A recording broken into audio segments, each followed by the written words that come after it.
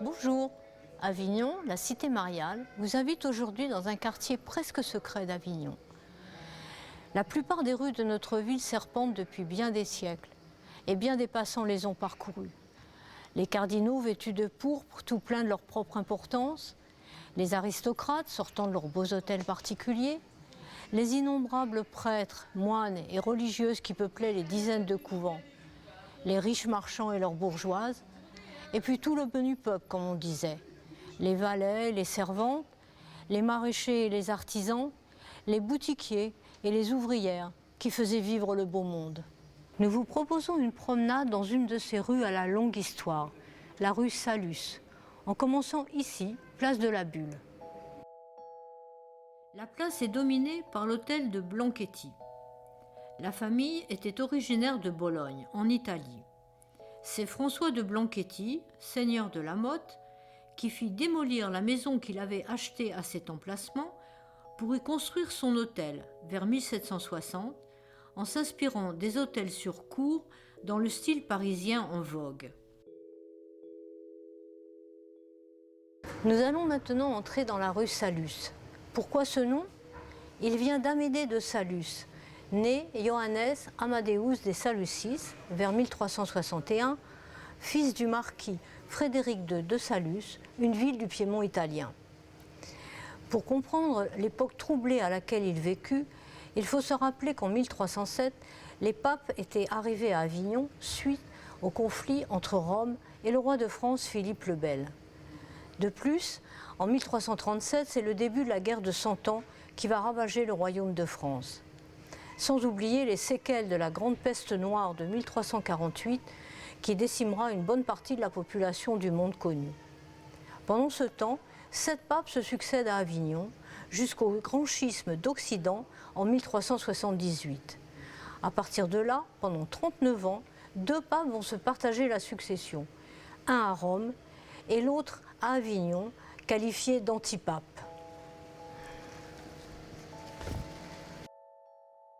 Bachelier de l'université d'Avignon, Amédée de Salus est déjà chanoine, archidiacre de Lyon et de Liège, abbé de Savigny, évêque de Valence et de Die, quand son oncle Clément VII le fait cardinal.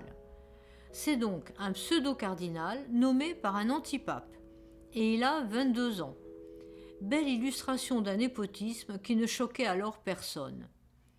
Amédée va cumuler les fonctions et les nominations, mais abandonne l'antipape Benoît XIII pour participer au concile de Pise de 1408.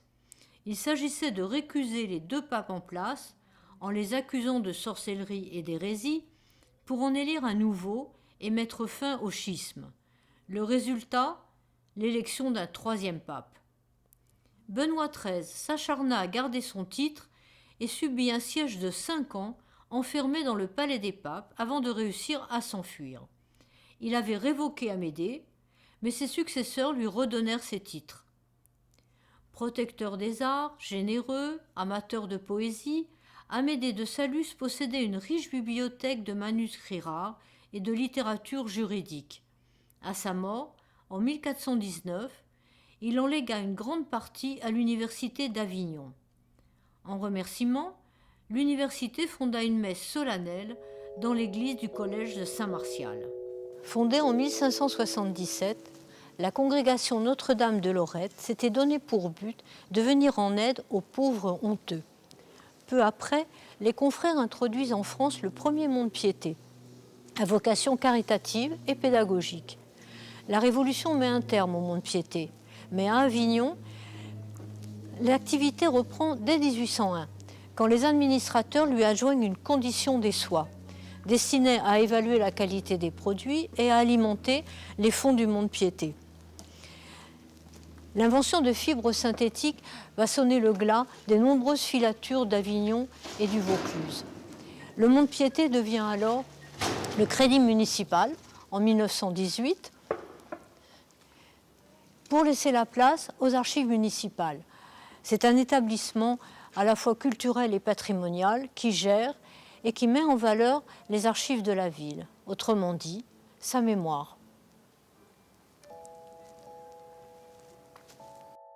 Le Le cardinal de Saluces, lui, s'installe dans une livrée édifiée sur un site où s'était trouvée une importante structure antique.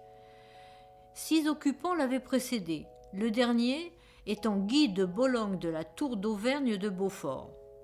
Celui-ci, fait cardinal en 1348, à l'âge de 19 ans, record battu, par son oncle le pape Clément VI, devint lui-même le dernier pape français, Grégoire XI, de 1370 à 1378. Les murs qui bordent cette partie de la rue Saluces auraient été édifiés avec des pierres du palais des papes. La livrée d'Amédée de Saluces se serait située ici. Quand ils étaient nommés à Avignon, les cardinaux se faisaient construire de splendides palais appelés livrées. La plupart du temps, ils expropriaient les maisons déjà existantes ou bien ils les englobaient dans les nouveaux bâtiments.